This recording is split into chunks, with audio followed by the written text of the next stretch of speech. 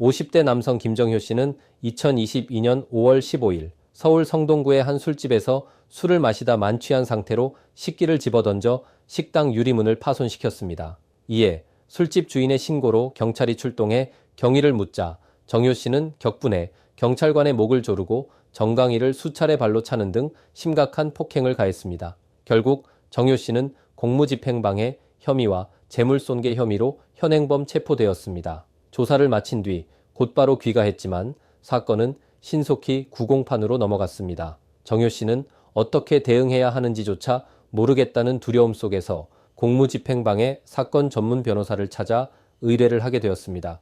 의뢰를 받은 변호사는 사건 기록을 검토했습니다. 경찰관에 대한 폭행 정도가 상당했고 재물손괴 혐의까지 함께 적용된 상황이었기에 실형 가능성도 배제할 수 없었습니다.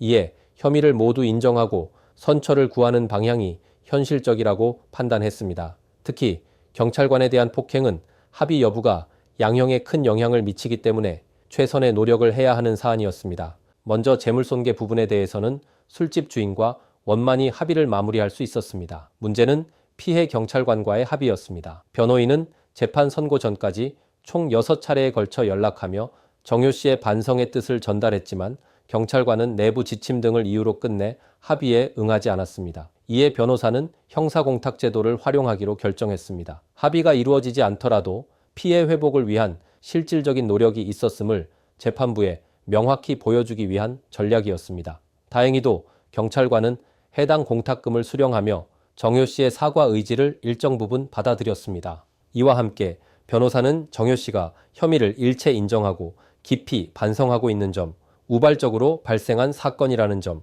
공탁과 합의를 통해 피해 복구를 위해 최선을 다한 점, 그리고 알코올 의존 문제를 인식하고 치료를 시작했다는 의사소견서 등을 정리해 변호인 의견서에 담아 제출했습니다.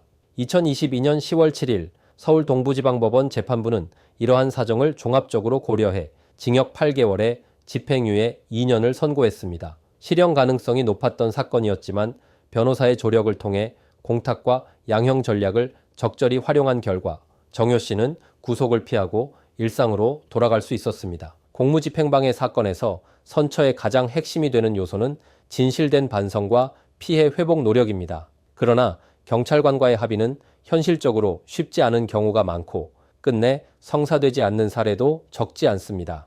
이런 상황에서는 형사공탁제도, 양형자료 준비 등 대체 가능한 전략을 어떻게 활용하느냐가 결과를 좌우합니다. 공무집행방해 혐의로 수사를 받게 되었다면 스스로 섣불리 판단하기보다 조속히 전문 변호사의 조력을 통해 사건을 정확히 분석하고 자신에게 가장 유리한 대응 전략을 마련하는 것이 구속과 실형의 위험을 줄이는 가장 현실적인 방법입니다. 감사합니다.